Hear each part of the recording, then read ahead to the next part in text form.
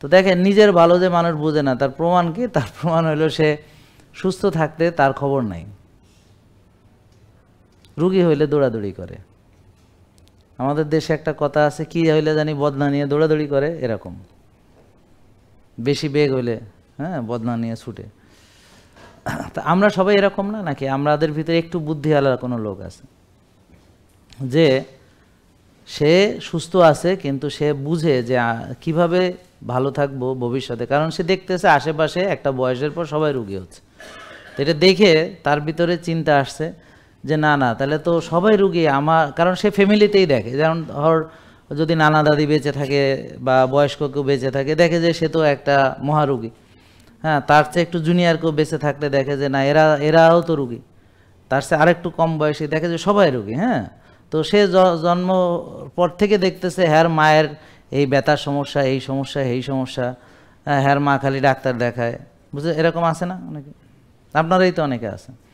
তো তাহলে সে কি শিখলো? মানে যে মায়ের মতো খাইলে চললে, মায়ের যেভাবে করছে হেমনে করলে আমি আরও রুগী হবো তাড়াতাড়ি, কারণ মা তো একটা বয়সে যে রুগী হয়েছে, আমি আরও তাড়াতাড়ি হব। যেমন ধরেন একটা উদাহরণ দিই, ছোটো ছোটো বাচ্চারা এখানে আসে, তাদের ফ্যাটি লিভার, 11 বছরের বাচ্চা 95 কেজি ওজন, হ্যাঁ 8 বছরের বাচ্চা 92 কেজি ওজন এখানে আসে, নাকি ভুল বললাম আমি?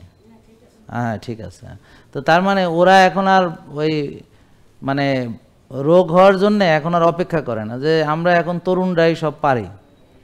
হ্যাঁ, তোমাকে মতো ওই 35 বছরে আমার লাগে না আমার ফ্যাটি লিভার বানাইতে, আমরা ছোটোবেলা থেকে পারি। কারণ এরা যখন পেটে ছিল মা প্রসেসড ফুড খাইছে, বুঝলেন, রাত জাগছে, টেনশন করছে, এরপর পেট থেকে বেরোনোর পর মা তার কামে গেছে, হ্যাঁ দুধ খাইছে, হলো কৌটার দুধ, মেলামাইন টেন খাইছে।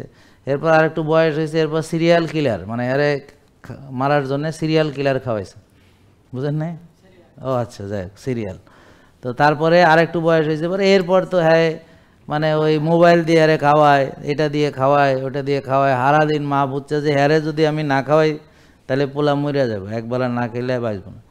তো দুনিয়ার খালি খাইতে খাইতে একটা অভ্যাস করছে। এরপর তো এখন ওই processed food, ultra processed food ছাড়া খায়ও না, এখন বাসার আর কিছু খায় না, এখন সব সে বার্গার খায়, পিজা খায়, হ্যাঁ চিপস খায়, জুস খায়, কোল্ড ড্রিঙ্কস খায়, বুঝছেন, ফ্রিজে ভর্তি বড় বড় কোকের বোতল, হ্যাঁ এগুলো বাইর করে খায়, পেস্ট্রি আনে, কেক আনে, অর্ডার করে করে মাঝে মাঝে যেটা মন চায়, বুঝছেন, বার্গার মন চাইলে আনে, বার্গার কিং আছে, কুইন আছে, হ্যাঁ।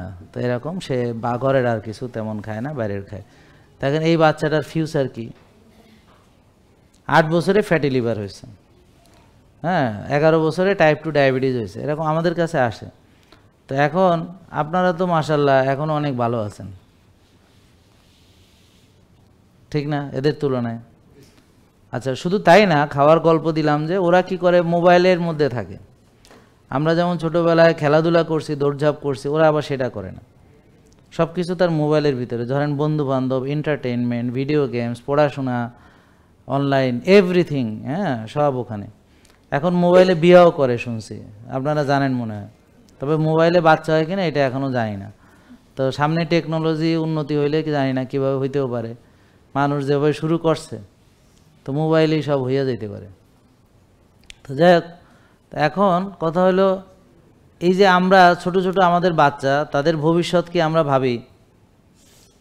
তো এই বাচ্চাটার কোনো অ্যাক্টিভিটি নাই, এ রাত জেগে থাকে, এ প্রসেসড ফুড খায়, আল্ট্রা প্রসেসড ফুড খায়, হ্যাঁ সারাদিন মোবাইল নিয়ে থাকে, বুঝছেন, তাহলে এর ভবিষ্যৎ কী হইতে পারে? ওর কি কোনো রুটিন আছে? ওর কোনো ডিসিপ্লিন আছে? ওর কোনো ফিউচার আছে? তো গেল আমাদের বাচ্চাদের ভবিষ্যৎ তো শেষ। এটা তো এখন দেখবেন বহুত বাচ্চা ঘরে ঘরে এরকম আছে। জেকে লাইফস্টাইল, ওষুধ মুক্ত সুস্থ জীবন।